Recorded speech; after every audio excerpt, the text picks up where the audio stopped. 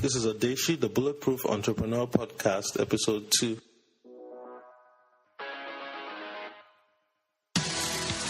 If you're ready to take your destiny into your own hands, you've come to the right place. This is Odeshi, the Bulletproof Entrepreneur, featuring interviews with the most exciting and amazing entrepreneurs across Africa.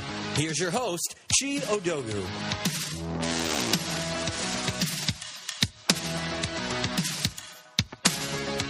Hey guys, welcome to the show. Today's interview is very, very interesting. We talked to Nwoye. He's a founder of a technology startup out of Lagos, Nigeria.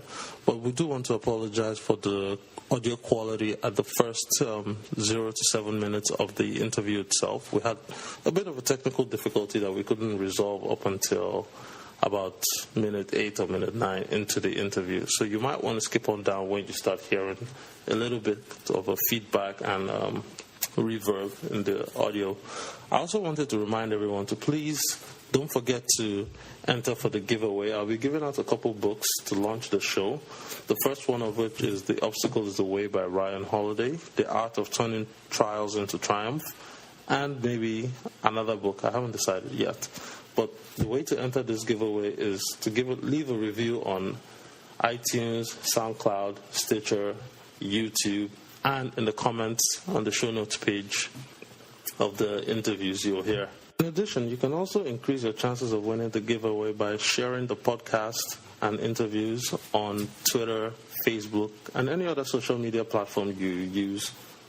Now, with that said, let's get on with the rest of the show. Are you tired of spending too much money on call center operations? Looking for a better way to connect with your customers and provide quality customer service? Try Callbase. Callbase is a software as a service solution that makes it extremely easy to provide quality customer service over the internet. Through this platform, you can set up a call center in less than 5 minutes and immediately take care of your customers' needs while they are still on your website. The technology eliminates the high costs associated with setting up and running call centers, as your team can be distributed across the globe. Leverage the power of local numbers from 50 different countries and have calls answered 24/7 at low domestic call rates. Start delivering high-quality customer service today. All you need is an internet connection, and the software does the rest. Go to callbase.co. That's CALLBASE.co for more information. Hi everyone, my name is Chi Odogu. I'm the founder of Odeshi, the Bulletproof Entrepreneur. Today's entrepreneur is Nwoye. He's the co-founder of Callbase and a technology blogger based out of Lagos, Nigeria. Tell us a little bit about yourself and your background. Hi, good morning, afternoon, wherever you are. So my name is Nwoye. I was born in Nigeria, city, grew up. The King's College, Lagos, secondary school, university. I studied engineering.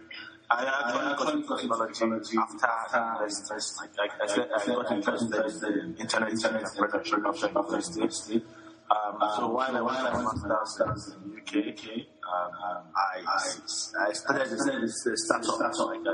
My friend as a student. Yeah, so that's how I got in. Since then, I've been on the quest for the win. Yeah. So I've done two other startups, but still on the journey. So that's my professional skills.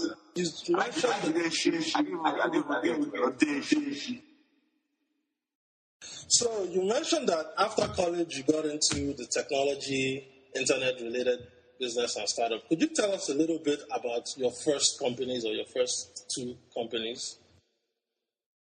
Yeah, so we came out from problem-solving perspective, and it was just recently while reflecting, I just remembered early things that I tried to do with a couple of my friends.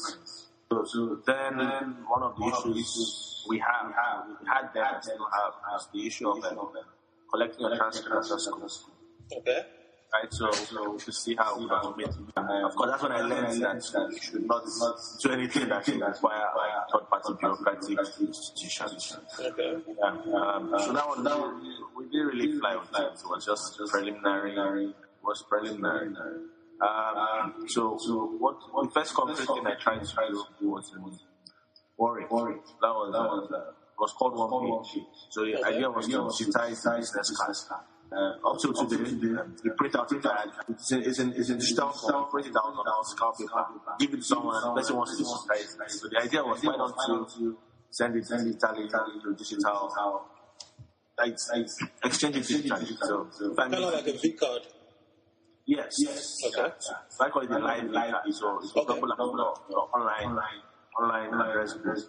So I meet you Chibuzo, I just type in Chibuzo, automatically I get your Twitter handle and all the details of yourself. Okay. Automatically. I don't need to type, what's your Twitter? What's your Facebook? So that was the whole idea. I just take a video, identify and pull out all your data. And more importantly, anytime you update your data, you will update my address. You know? So that was the idea. But as I learned, in the consumer space, it's very difficult to build a consumer business that sustains. Yeah. So I left my co-founder left that. I left he tried and continued, then he built buffer. So he's cleaning out now. So you and your co-founder started this one page while you were at graduate school in Warwick. So he was at Warwick. So after that, I said, okay, let me do music. And that was a learning experience. Okay. It's not good. So what was so challenging about the music startup? Music is hard. There are some internal issues that I didn't sort out properly, right? Okay. Secondly, my technical partner then had other things he was doing, right? So we're not aligned in priorities, which I wouldn't blame. Like, it's no one's fault, right? If something is someone else's, it's not someone's priority. Yeah. It was a bit challenging, but it was interesting. So we built a beautiful product, but it's more than you have to be rapidly adapting market needs. So we couldn't rapidly move, right? So we couldn't actually get to the stage where we could have an impact. Then, of course, externally, overhead costs of licensing, blah, blah, blah, all those external issues. Because music has so many parties involved. Yeah. So that was Bedu.fm. Bedu FM, yeah.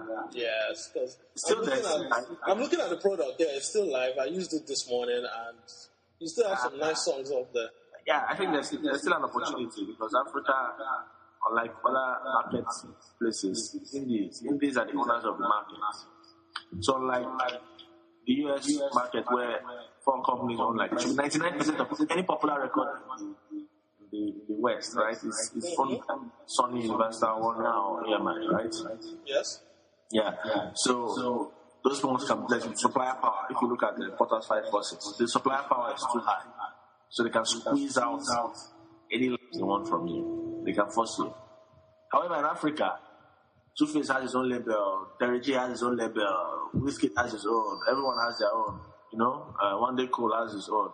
So if so the structure of the music business in Africa is completely different from the way it's structured in the US. Supplier power perspective, right? So if the band doesn't like me, for instance, it doesn't really impact me, right? Because I just lose a couple of songs. Let's actually maybe maximum 15 hit songs, maximum, right? I can perform without that. But if Warner doesn't like you, or you've lost out 3 million songs, something. Okay. Still interesting. It's still there for the taking. But I don't think the opportunity is that massive anymore because it's too late. What do you mean by it's too late? So it's too late for a local company to exploit that market. So we waited too long. So Spotify and the rest are going to expand into our market. They're not here yet, but the idea was to build a lot of traction. So by the time they are coming in, you're already in power. Okay. Yeah, but how well. I guess that's the nature of the entrepreneurship game. You try something, it doesn't work. You try again, it doesn't work. And you just keep trying. You just keep trying. Yeah. So I forgot who said it. I don't know if it's a player or one of it. I think it's this guy. No, Drew Houston, right, of Dropbox, right? Oh yes. This is not the number. You just have to write once. Yeah. Okay. Yeah, you just have to write. You just have to write once, and that's it. Okay. So it's not about the number of times you fail. It's just succeed once and you're good. Yeah. I see. Succeed once and you're good. So now take us to, you've talked about your first one page, and you say your co-founder has moved on to start Buffer app and promote. Yeah, he's killing it. Yeah. So that's good to know. Your second... I somehow find out, I find great guys. The guy I work with, Bedo FM, he is in corporate world, but I wouldn't like, he is a private person, right? Okay. Trust me, he's killing it. Okay. So I think I have this anointing to just be my co-founder. Even if it's 6 months, they'll go on to greater things. Your own turn is still coming. It just proves that you have something in you that you know how to work with people, you know how to develop a good business. And so just quickly talk about why what happened for one page that you guys were not together anymore. Did he come back to America and you moved back to Nigeria? Was that? So I was moving back to Nigeria and I was just a bit tired.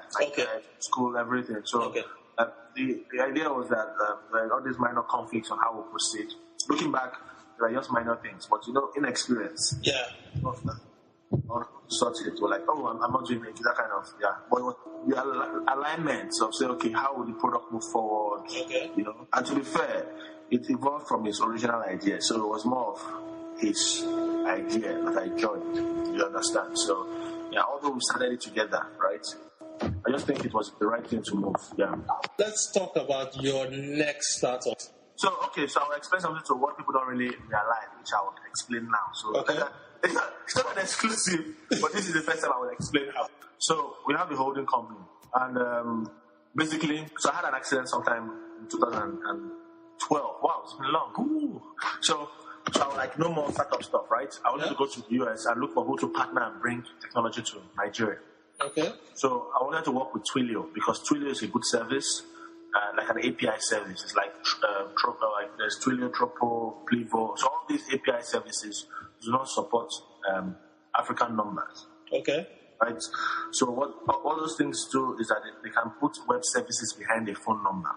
So for instance, I can build a voting service. I'll call a number and I can access a website that says, press 1 if you want to vote for this, press 2 if you want to vote for that.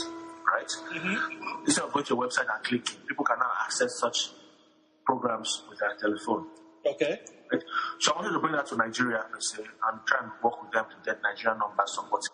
However, anyway, it was a long story, right? So we decided to build our own. So I worked with one of my co-founder now, and we built a little service called Phone Node. Okay. Right? It's a telephonic API for Nigeria. Now, while building Phone Node, we decided to while we were building Phone Node, we built one of the key applications of all these telephonic APIs, and I told you connects the my fan is making so much noise. Sorry. This laptop survived with me by accident, so it's like boy. So I have to be patient. Do you have a headset? Do you want to put in a headset or no? I don't have a headset. It's fine. We'll find a way to get the home out. I said the holy grail or the killer apps of that API, telephonic API is like the call center. Okay. So while we're showcasing the API, we built something called the call button, where you embed on your website, you click it, and people call. Okay. You can do it for free. Like it's your business, you want people to call your phone, you just embed a button. So while we did it, most people were like, can you do this? Can you add that? And basically what they were asking for was a call center. I already had in mind to build a call center on top of our API. Okay. Right? Yeah, so what we just did is eventually we just evolved that. So the company is called Phone-Based Labs. Right? Phone-Based Labs? Yeah, Phone-Based Labs. It's a play on Phone Node and Call-Based. Okay. But the company is called Phone-Based Labs, and so we have two products. So what people know is Call-Based. It's easy to just push out a product and to push out a holding company and so it's more like, so we have multiple products on that company name. So people just know Call-Based because Call-Based is what we're putting now as the priority product. Okay. You understand? So it's not really a single product company. Okay. So the company, so it's not registered as Call-Based Inc. Yeah, it's not registered as Call-Based Inc. Yeah, so it's Phone-Based Labs. Okay. So we don't have Call-Based and Phone Node under it. Okay. So eventually there might be other products under it, or we will consolidate, but we're moving in parallel. And how long ago did Callbase as a product start or develop? January of 2014. Yep. Okay. And I see here, or actually we spoke about this when you were here in February, you were part of the competition of the Harvard Business School Africa Business Conference. Yes, African Business Conference is a club. Okay. For MBA students. So it was a competition. I was one of the people that were competing, yeah. And how did the competition go? It didn't go as well as planned. And again, the people that won were very good. That's understandable. So you've been in the technology game now for let's call it close to 5 years? More 6, 7, yeah. Okay, more 6, 7. Now just tell us and tell our audience, what are some of the obstacles that you've faced in the technology industry, especially as a startup in Nigeria, coming out of Nigeria? As a Nigerian, it's just basically that people face every day in life. It's hard existing in Nigeria. What do you mean by that? So, I tell my friends in America, to succeed in America, it's a struggle to succeed in America, right? Okay. To survive in Nigeria is a struggle. It's a hustle to struggle, to survive. So you woke up this morning, and the first thing on your mind, probably, you want to make your interview series a success, right? So the first thing on your mind was, what's my questioning style, blah, blah, blah. How do I make sure I engage my audience, I engage my interviewee and stuff like that? If you're doing this in Nigeria, when you wake up in the morning, the first thing you're asking yourself is there going to be where do I buy fuel for jet? Mm-hmm. So basically, what I'm saying that when you wake up in the morning, the first thing the top thing on your mind, like for Graham saying, is very important. So the top thing on your mind when you're doing anything in Nigeria is survival. If you're training for Olympics, right? When you wake up in the morning, it's not your muscle that you can think of. It's lights, water, would there be traffic, mosquito. The fact of the matter is that anything you're doing in Nigeria, even if you're trying to be an author, you wake up, you're going home at night, is there lights, is there traffic? That's the top thing on your mind. So those things, and I think I said this recently that, you know what, in that I might not end up being so much of a patriot after all, maybe in my next life or something, right? So let me just Why try. is that? Why is that? Just try and focus on because it's a lot of stress that I don't think I'm Jesus or anything close. So let me try and be selfish. So anyway, it has been difficult starting up in Nigeria. The internet going to work. You're just sure. They say, this network is down. They have taken the lights. The internet is not going. Such phrases are Nigerian phrases. Okay, so you have a whole mess of operational challenges. Right? If you want to make it, if you want to garnish it. Okay, let's not call it that. Let's call it existential challenges is what you're saying you have. That's higher worship. Basically. So it has been difficult. And anyone doing anything in Nigeria, you have to applaud the person. Okay. Because before you're seeing anything the person is doing, before you say paga at all, you should imagine the amount of generators the person has had to go through, the traffic, before you see the paga. In America, if you see the paga, you're saying, some of our audience might not know what the paga is. Could you just briefly explain what paga is? Or what paga is Nigeria's PayPal. Paga is Nigeria's PayPal. Yes. Easy and simple. Okay. So you're saying before a paga or a PayPal... Before you say anything on the web, like a hotels.ng. Okay. Hotels.ng is like Nigeria's largest hotel booking website, right? Okay. Before you see that, there are so many things behind the scenes. Okay. That have almost absolutely nothing to do with the success of the business. Okay. It just has everything to do with existing, so you can even play the game. Okay. So anyone that is doing anything in Nigeria, I have to applaud them. I have to give them big ups. Yeah. So it has been difficult from that point of view. But as a startup person per se, it's difficult trying to focus your theory or what you're postulating, because what happens is that you start up with an idea and say, hey, I think people will like this because these people asked, and I've seen Spain using this particular way of doing things, right? Okay. Then you build a small product, that's what they call the MVP, and say, let me test. That's the minimum viable product, right? Yes. Okay. So let me test my theory, whether this thing I say people would like, like when not to give up too early. Okay. And say, oh, people are not really using this thing. Is it that they don't like it? Is it that I'm too early or I'm not marketed it well? Right? Mm-hmm. Or is it that's a bad position and let me change? Right? So being disciplined enough to be patient for something to germinate. Okay.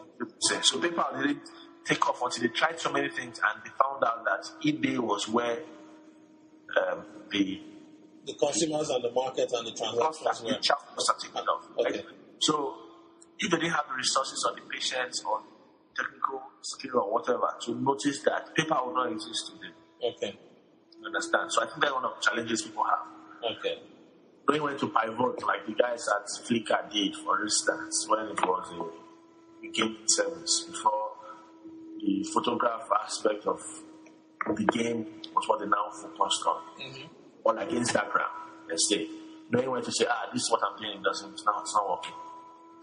Or going down a path. You know, they have path. No, I don't know they have path. Of course, that's why. So, like path was a personal Facebook. Okay. Yeah. And now it has pivoted to become a messaging app. And it's only 2 years late. Okay. You know, so not knowing early enough. So those are the challenges people normally have. Yeah. Especially if you're already dogged, like you're following something through. Is how do you manage your doggedness? Okay. Yeah. So you're saying that to just start up alone is so difficult that even in the midst of getting started and running your business, you have to think of a whole set of other factors within the society or within the ecosystem that will enable you to just be able to say, hey, this is my business, let me start running the business, let me support the business. And then while you start doing all that and you're supporting your business, you still don't know if you have the strength or the doggedness enough to stay with that business or to pivot to another different business plan or use another different strategy if one thing is not working, just because you're doing so many things to just exist and start. No, I'm not attributing the second. Okay. So the first one is a Nigerian issue. It's a Nigerian issue, okay? Nigerian issue. There's no so basic things to survive. Basics. Are not there, right? Okay. Then secondly, this is a general issue as someone that is doing a startup. Okay. So for example, after we did one page, right? There's something that came out called about.me. Yes, I've heard of that. And so people know that, they don't know, you know. And so we did that before About Me, right? And so you see there was something there because About Me sold for a bit of money and they didn't even work on it for too long. Okay. Right? So what I'm saying is that aside the local issues in Nigeria as a technical entrepreneur, okay. Second issue would be, as an entrepreneur as a whole, would be focusing on something long enough or making sure you don't focus on it too long. Yeah. Okay. Another thing particular to Nigeria, again, it still stems from the whole survival mode. How do I put it? So when people ask for funding, what they're asking for in America, you can max out your credit card. Yes, capital. In America, I max out my credit. It doesn't happen like that. If you don't have cash, then you sleep down like now. You I'm sure what you're saying is at the end of the month, what they say, the bills will come. At the end of the month, the bills will come and everything, right? Yeah. So you're able to try and provide value throughout the month. At the end of the month, to make it up, right? Yes. If the reverse was the case, most people won't have. When before you won't have the chance to create anything, you have to pay up front. In Lagos, you pay for 2 years. So when people are asking for money, the money that people are asking for is they need resources. That's one of the challenges that is peculiar to people coming from places like Lagos. Okay. They do not have the resources to exist to play the game. Okay. It has nothing to do with the game. So, right? Let's narrow it down to core base itself. So what were the specific challenges that you faced when starting up core base? Let's talk about that basic, right? So you wake up in the morning, you need to put on generator, the light, something has blown up your charger, the power surge has spoiled your computer. So those are the kind of things. Okay. What about dealing with third-party providers? So those ones are like, so when you're working with APIs. So those ones are really agnostic. They're there. Okay. If you want to build an app on Facebook, you don't need anyone's permission. Okay. If you want to build. Now, that particular challenges, right? I just remembered one. As a Nigerian, which is being solved a little bit now, is payments, right? Payments. Yeah, so I had to come to the US to open a bank account for us to use Stripe. Okay. So that payment is an issue for African startups because now it's going to improve, right? So and why is it improving now? Because PayPal has started coming to Nigeria, right? Okay. So what's going to happen is that more people. So before you couldn't do what you call recurring billing. Okay. So that's the monthly subscription type of payment. Huh? Yeah. So what happens would be that if you set up something, at the end of the month, people would have to manually pay for it instead of automatically charging them. Yes. That would just kill your business. So Nigerians could not even play in that space because none of our payment service providers could do that. Oh, wow. Yeah. So now PayPal is here. It's the first that can actually do it. Wow. So are you telling me that even the company you mentioned earlier, Paga, did not have a system for recurring or subscription type of payments? Yes, I wouldn't. So I would not blame them. Yes. Yeah, but yes. Okay. So that was a problem for a while for many people because the Nigerian payment space can take 3 days to discuss. Maybe when you talk with Tayo, he would not explain to you. So there are many limitations, right? Okay.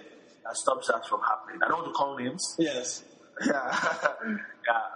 Yeah. So those things have held back a lot of entrepreneurs. Okay. Because if you can't take money, then you have no business. There's no business. There's no transaction. Yes. Okay. Tell us about how you signed up your first customer before we now talk about how you. So that the first customer was actually one of the people that influenced the building of the product. So the person actually paid ahead of time. Oh wow! They prepaid for the service. Yeah. So that was how it worked. So the person saw it and said, "Oh, I want this. Can you do this?" I said, "Okay, you have to commit this amount of money. I will do this for you."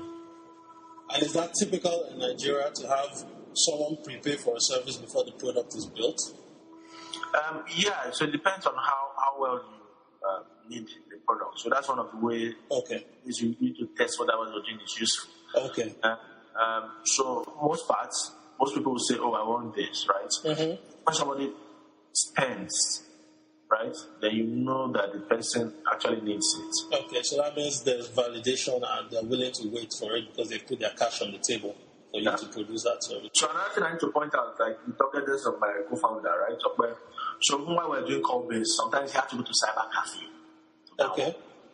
I'm sure you remember what those things are like. Yes. So very, very noisy. Boys doing G here, doing chatting with people, photocopier, like motorcycles, and it was there coding in place, right? Yeah. So one of the things that takes extra dedication. You're asking how we're able to overcome that. So having someone like that is very, very. You can't really employ someone with that kind of dedication. It's really hard. So it's necessary to have a strong co-founder, especially doing. Yeah, you'd be lucky if you can get someone like that. So to work with, because the truth of the matter, if someone says there's no light, that's a legitimate excuse. Yes. You don't have light, or the internet is not working. Yeah. But if you now have someone that would walk out of his house and start searching for where he can get free internet. So one of the times I wanted to launch something with there was with Medo FM, right? Okay. I went to a mall, and it's very un-Nigerian to go to a mall and start browsing because no one was doing a free promo then. So I went to the mall and I'm not sending anybody, Papa. You know. That means you didn't care about that means I don't really care what the world thinks. Yeah. Sometimes you throw it on Nigeria. Or when the time I had to go to a hotel at 2 a.m. to finalize something, right? Okay. So being a big dog is very, very, very important. Yeah. So we're talking about how we overcome those challenges, right? Because the truth of the matter is that those things the world doesn't care. You've never visited a website and say, "Oh, this website is not loading." Maybe the girl that built the website, her father died that morning. You don't say, "Oh, what a tragedy! I'll wait for the website not to load." No one does that. Yeah. Right? The world really doesn't care. It's not as if they're nasty or anything, but they have to go and do it. You're not. The world doesn't center around you. Yeah. So with all these challenges, no one really cares. Go to a website, it's working, sign up. It's not working, you move on. Like that's how it works. Okay. So having that in mind, we actually operate with that in mind, that really people don't care. So any challenge you have to overcome it. You hope you can sort it out or advise people that are coming after you on how to overcome it, but you just have to move on. Okay. Yeah. Wow. And so you got that first client, they prepaid for the service. Yeah. You build the product with that prepayment, right? And then... No, not necessarily. We just like encouragement. Okay. So how did you sign up, let's say, the next couple clients? So we entered a competition called Tech Cabal Battlefield. Okay. And we didn't win. So young boys came and took all the money. Tech Cabal Battlefield, that would be like the Nigerian or the African version of TechCrunch Destruct. Okay. Yeah. Okay. So with that, a little bit of publicity. We haven't gone full. We just recently opened up the sign-ups. Okay. Before you have to get an invite, so we are still moving very slowly. Okay. Right? We haven't done like a lot of publicity, so people don't know such badass product like all this exists yet. Okay. So in the coming weeks, after the show, we'll let them know. Yes. So in the coming weeks, you'll be seeing. So people have been like doing research and seeing us through blog posts and things like that. Okay. But in the coming weeks, this week especially, we'll push it out so people will know about it and start signing up. Yeah. Okay. So basically, that's how you were able to market. Just take us through. So we haven't really done marketing. You've not really done marketing, but you've been able to sign up customers based on, I would say, referrals, people searching for themselves and all those. Okay. Hearing about us through like the competition. Okay, the competition. And yeah. Okay. Check up, sign up, yeah. But we have not started moving very fast. But so far, yeah, we're progressing. That's what's important. Okay, yeah. and not moving very fast, but it's moving forward. It's moving forward. Okay, so with that said, I'm going to be a little bit pushy as an interviewer because we also want to know. You're saying you're not moving fast, but in terms of revenues, could you give us a ballpark of how you're doing? No, I will do that. Let's just say, to be honest, let's just say, you can't pay the rent. You can't pay the rent. Can't pay the rent. Okay. Yeah. I had to ask. It might be rent in Manhattan or rent in Bali.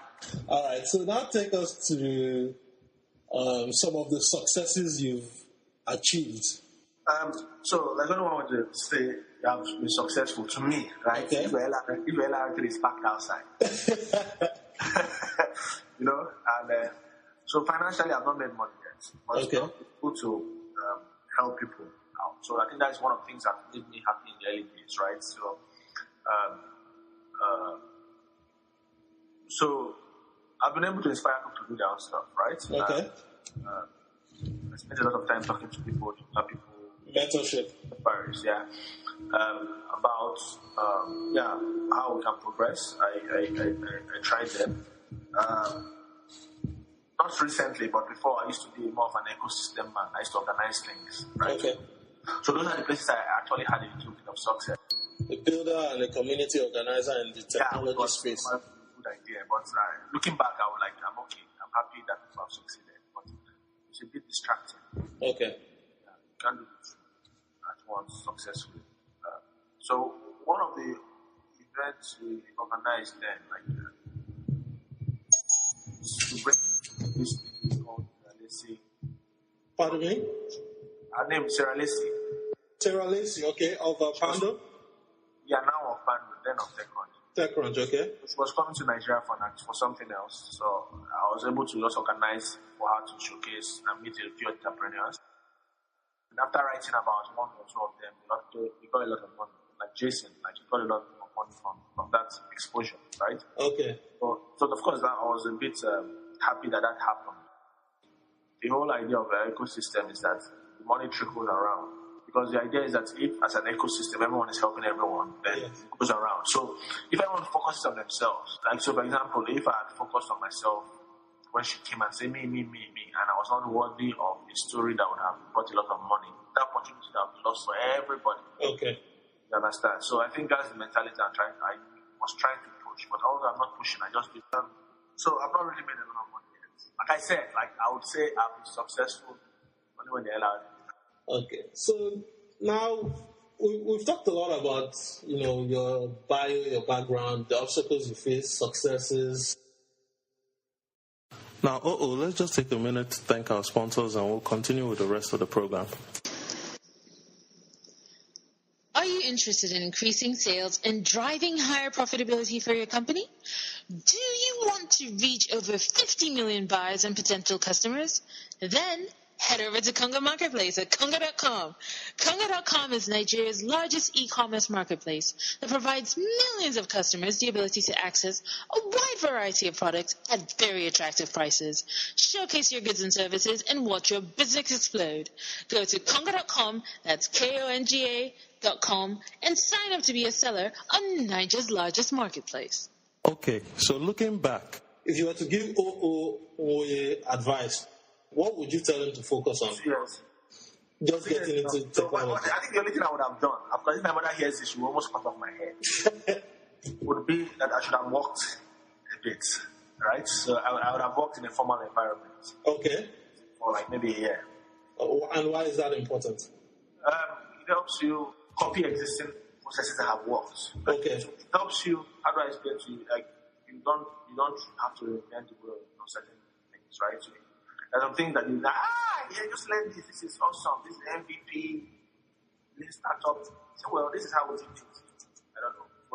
Whatever, right? In a proper environment, in a proper environment, you learn all those things by default. Okay. Don't learn making those mistakes. Okay. Right? So it would have been good while I would have focused on doing startup by the side. Right? Going back, I would focus on doing startup by the side and to letting startup become too big to do the two, then focus on startup. Okay. Yeah, I shouldn't have, I want to be an entrepreneur, badass, I think one of the mistakes then, not mistakes, one of the issues then was, when you're battling people that are advising you, most times it's that because you think they don't really understand you. Mm-hmm. Yeah. So most times, the idea was that if I was permitted somehow, like, do you know what, working in a startup, it was almost like I was working in an oil company, in a bank, and that was like a no-no. That one is still a no-no now, except money now is spent. Yeah, but it was more like a no-no. So it was like, either you work in the bank or you do startup all the way. So because everyone was like holding on to their position, right, there was no middle ground. Of course, my parents are very, very supportive of me. Okay. But like looking back, I'm like, you know what, Dad, do your startup. But it's almost like the child that says, I want to play ball. Say, okay, if you do your assignments, you can play ball. It's not like he must be a doctor, or they say, no, I must play only football. To be like, okay, do you know what? Let's do this. If you come second, if you come first 3, we'll take you to footballing school. Okay. If you do your assignments, I'll take you to the park to play ball. We have a deal. Do the two. So more like, you know what? If you get a job, you can get a job at the startup. Right? Mm-hmm. Just not by the side. That's the kind of negotiation I would have had with myself going back then. Okay. Work a little bit, do your startup by the side, and let's see how it proceeds. Instead of doing it out. Yeah. So I think that's one of the main things I would do. Oh, okay. And that is a very unique perspective, because most of the time when you talk to entrepreneurs, you hear them go, no, blah, blah, blah, the 9 to 5, I hate the grind, this and that. But since you started from just a purely entrepreneurial point of view after college and grad school, you actually see that there was there is some benefit to having a structured training ground where you learn how systems work, how to put in things, how to go in an organized manner, so that whenever you're doing something on your own, you'd be able to use that knowledge you gained in a structured environment and create some structure within the chaos that is the startup environment. Exactly. Okay. And if you're often doing two in parallel, and one is chaotic and one is structured by force, right? Mm-hmm. See the pros and cons of both. Wow, that is a very, very, very insightful and brilliant advice. Because you rarely hear that type of advice to young entrepreneurs starting up, that, consider going the 9 to 5 route and then work on your startup on the side until you're able to gain ground. So that's very good. Or give our listeners a piece of advice that you'd like them to know if they're starting a technology company in Nigeria, somewhere in Africa, somewhere in Asia, somewhere where you know it's not quite as easy to do business as it is in either the US or in Asia? What I would like to see more of, right? So I don't know if it's more of an advice or more of a suggestion. Is for people that would anchor quality-wise, you pick a company in the West, let's go to be precise, and say, you know what, my startup has to be at this level, even if I'm not applying it in that same market. Okay. If you're trying to do an Uber, you don't do something half-baked. Okay. Because Uber is not yet in Ghana, I can get away with this rubbish, right? That's cool. You get away with it. But when Uber comes, Uber takes you over. But if you build your startup from day one and say, do you know what? It's not that Uber has money, right? Like for like, right? My product and my process is as good as Uber. Okay. Right? But I'm doing this in Thailand, or I'm doing this in Vietnam, right? So whenever Uber wants to come to your market, like, they will say, you know what? This is the way to exit. That's one of the big issues we're seeing, that because people don't build their product up to standard, when the bigger boys or bigger girls come into play, they don't want to acquire them because those people have not built things that are low quality. So it's more like, even if you're not operating in a massive market, right? So if you're doing a payments company, you have to be, Stripe is what you should do, or PayPal, right? That's what you should measure against. Okay. Default, you know? And of course, the fact of the matter is that the difficulty is an opportunity. It means that more people would find it harder. So more people that have been competing and doing anything we're doing, if it was very easy, the internet was good, light was there, more people would be doing it. More people would be doing it. But now, because of the difficulty, it makes it hard. So that's an opportunity that will not be there for long. Okay. These deficiencies are an opportunity to embrace it. Okay. Let's complain. Yeah. So OO's advice is, whatever startup you're doing, wherever you're doing it, focus on providing quality service and not worry about not having enough capital to be benchmarked to the world stars. Just have enough quality in what you're doing and let the rest take care of itself. And you mentioned quickly that, that the obstacle is where the opportunity lies. I just wanted to bring up this book. I recently got it. It's The Obstacle is the Way by Ryan Holiday. Yeah, okay. It's called The Obstacle is the Way by Ryan Holiday, The Timeless Art of Turning Trials into Triumphs. It's one of the books that will be given out on the promo for the launch of this show. And this just ties beautifully into what OO says, that if it was very easy, everybody would do it. But since it's not quite as easy and it's difficult for most people to do, I got the title of the book. You're in sync. So just focus on that. Look for opportunities where there's obstacles and get your own success within them. But I just want to take you down memory lane a little bit to your blog. We had spoken at the pre-interview that, you're a technology blogger too, but you have not really blogged since January. You're a technology guy that blogs, writes. You're a technology guy that blogs and writes. All right, correction. I'm just too opinionated, so I just write my opinions down. Sure. For your post as of January 2, 2014, you have 14 predictions for the Nigerian technology space for 2014. I'll just read it out briefly. You said, number one, payments will be solved. And I think, yes, we can clap for that. PayPal just got their act together and came into Nigeria not too long ago. Okay. Number two, you said there will be a major exit for a Nigerian startup. There are one or two companies in Nigeria that are doing very well globally. They are well known. They've been well written about. So who knows if there's an exit, if that's what you're predicting, but... yeah, we need an exit, yeah. Okay. The third one is major casualties. What do you mean by major casualties? Do you expect some companies to fail? That's the opposite, yeah, that's the opposite. Okay. While one of the big guys are going on, one of the big guys will go down. Oh, one of the big guys goes up, another big guy comes down. Okay. The fourth one is tech will go mainstream. What do you mean by that? I think you're saying everyone will have a startup. Like everyone has a demo CD. Everybody has a demo CD. And do you think that is the case in Nigeria currently? Yeah, that's the case. That's the case.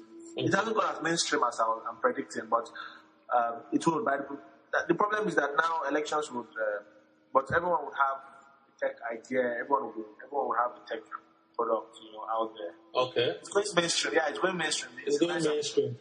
Yeah. And is that a function of people finding it difficult to find jobs and then deciding to go the entrepreneurial route, or just because it's a popular fad? It's the time. It's the time. Yeah, when people see where there's money coming in, that's where they move. Okay. And you say international companies will come. Facebook. Yeah, so Uber is. So I got that right. Uber. Yes, you did. That's very good. You said cash will flow in. So are you talking of people raising venture funding, venture capital? Yeah, easier to raise money, but now, it's getting easier and easier. Okay. Not as quickly as I hoped, but so I won't say that one is fully. We'll have all these incubators and accelerators. Let's just say the idea is that there should now be a bubble-like situation where money will just come in. Okay. I won't say it consistently, but I've seen one or two people raise money. Okay. But it's not like, it doesn't stand out yet. Okay. And number 7 is a little bit confrontational, but let's go there. Let's take it there. It says, Rocket will exit Africa. What do you mean by Rocket will exit? It's not confrontational. Okay, it's not confrontational. Anyway, they have exited in a way, but the idea was that Rocket is built to sell. Okay. So when I mean exit, in the sense that it's not negative connotation that they would leave. Exit means that they would sell and move on. Okay. And they would sell away their equity and they would move on for something else. Oh, okay.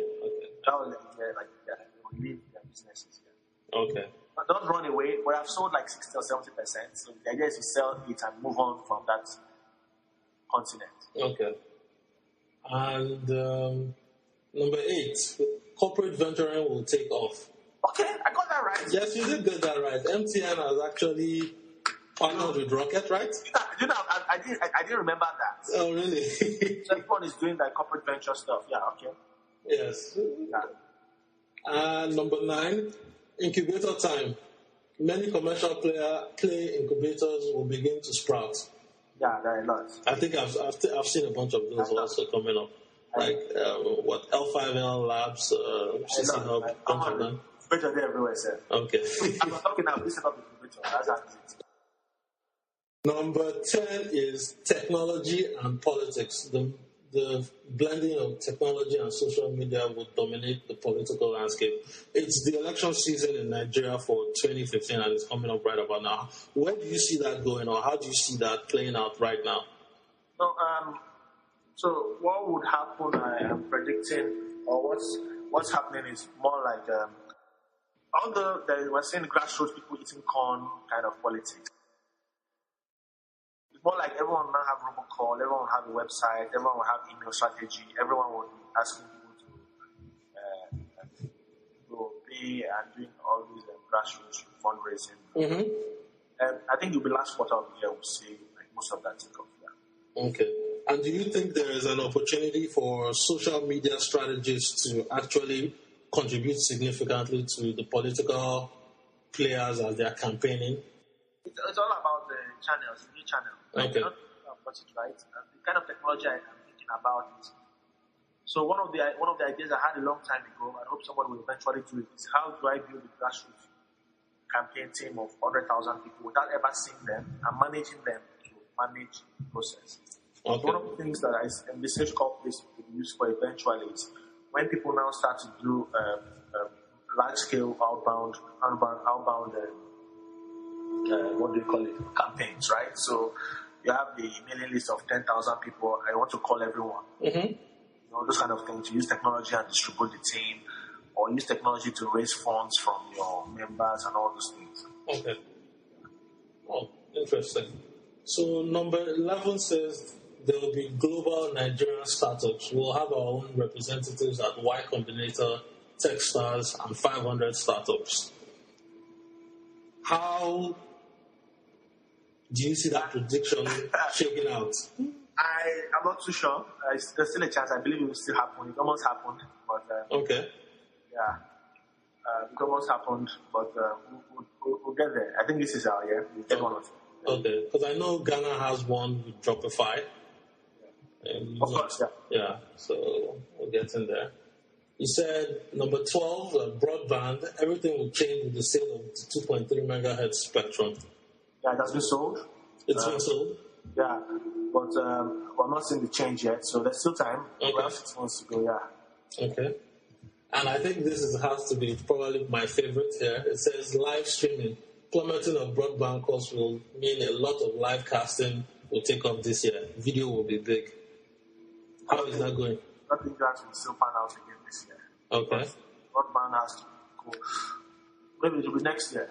Like the cost of broadband has to go down first. Cost of broadband is still it. So give us and give our listeners out there that are not in Nigeria or in Africa, what is the cost of broadband?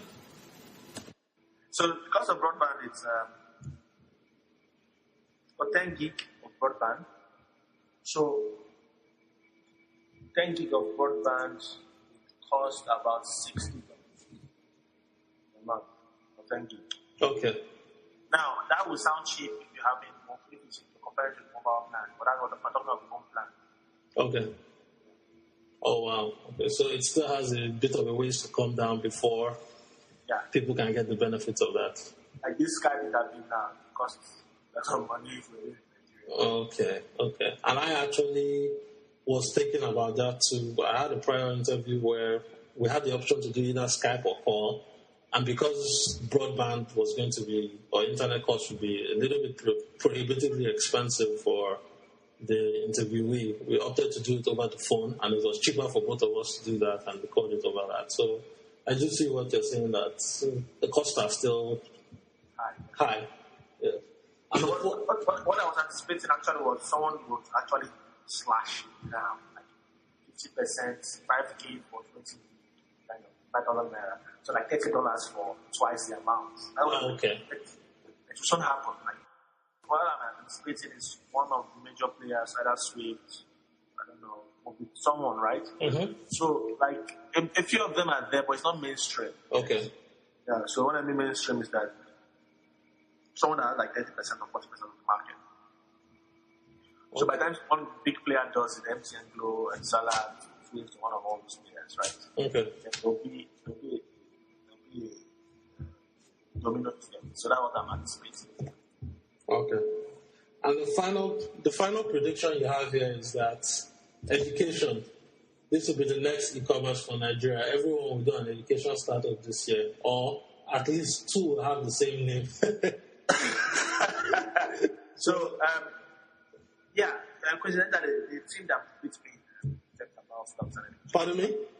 The team that beat me in the Tech Cabal competition was an educational startup. Oh, really? Yeah. But it doesn't pan out as I expected.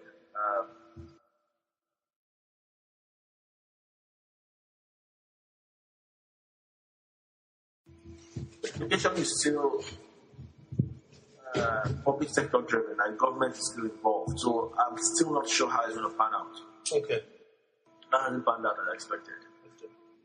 Or maybe my ears are not on the ground that much. Right? Okay. But I think it's corporate venture that is actually taking everything. So until you find out the organization that would bear the brunt of the risk, okay, but the institution that is in the education space that is trying to push that. Okay.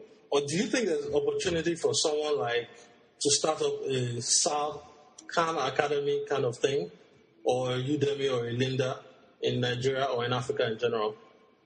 Yes, but unfortunately, so if you're trying to do an Udemy, like programming is programming everywhere. So yes. That's how you can have a unique take on that. Okay.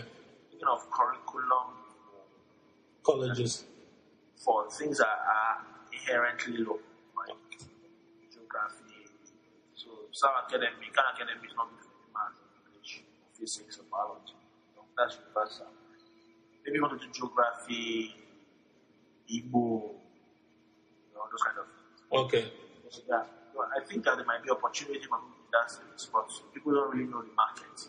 Okay. Now, that's where PayPal comes in. When PayPal comes in, all these things will change. So the economics make a lot of sense. Okay.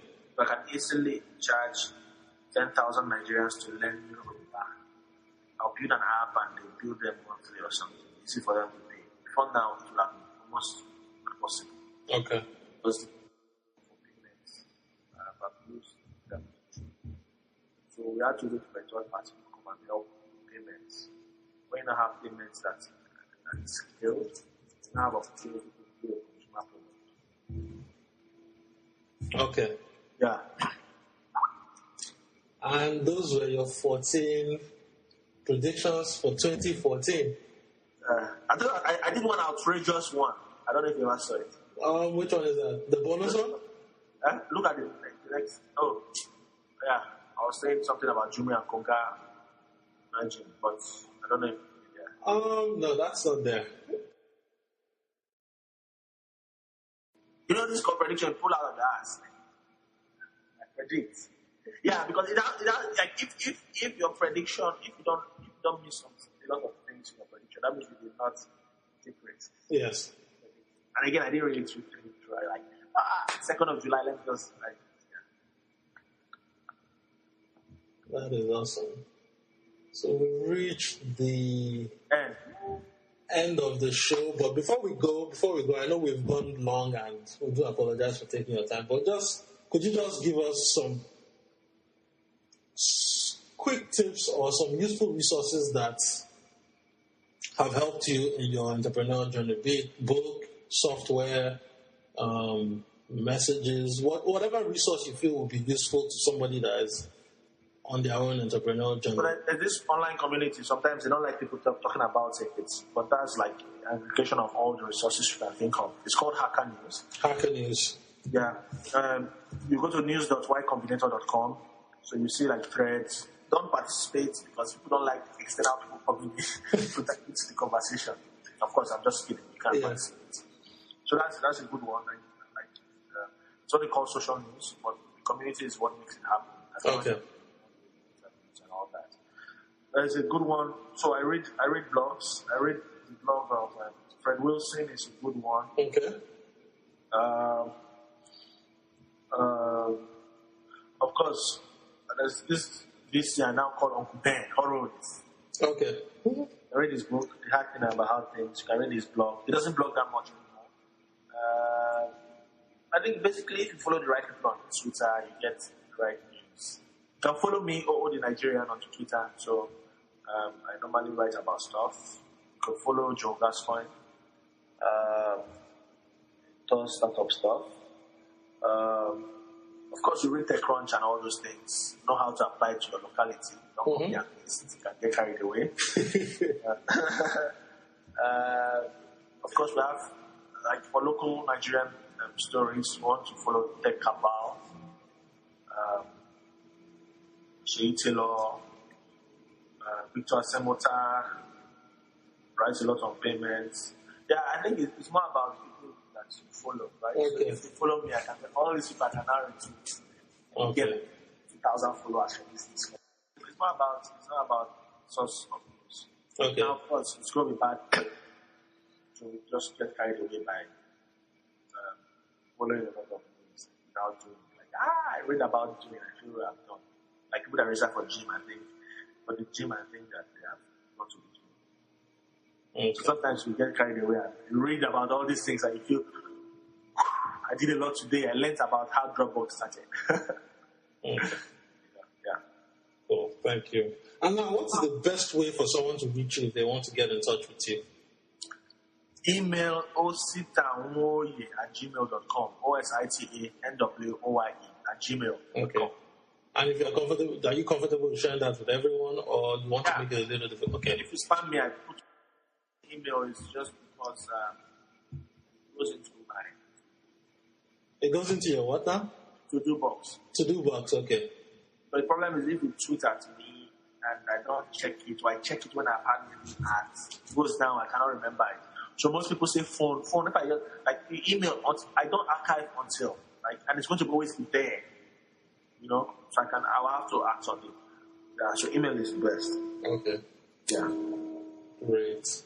Well, so, not that I receive too many emails, but I always have my email there. Okay. When the LRC.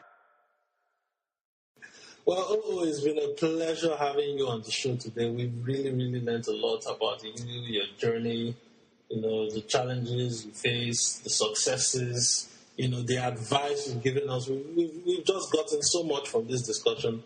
We really want to thank you for spending the time. I know it's almost completely blasted your calendar today, but...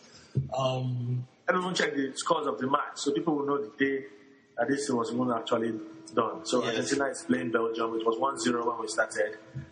Don't know if the match is over yet. But I have to commend you for doing this. It's not like without people telling the stories, you don't even know where to start from. So definitely. Although I would say I'm not there, but I think at least I can direct you to the right places to start from. Yes. I started while starting, I had resources that applied to me, and I didn't have to look at Mark Zuckerberg or something far away. So this is mostly from the Nigerian or the African audience. So it's going to be easy to find someone you can relate to, you can ask questions to, and has similar background.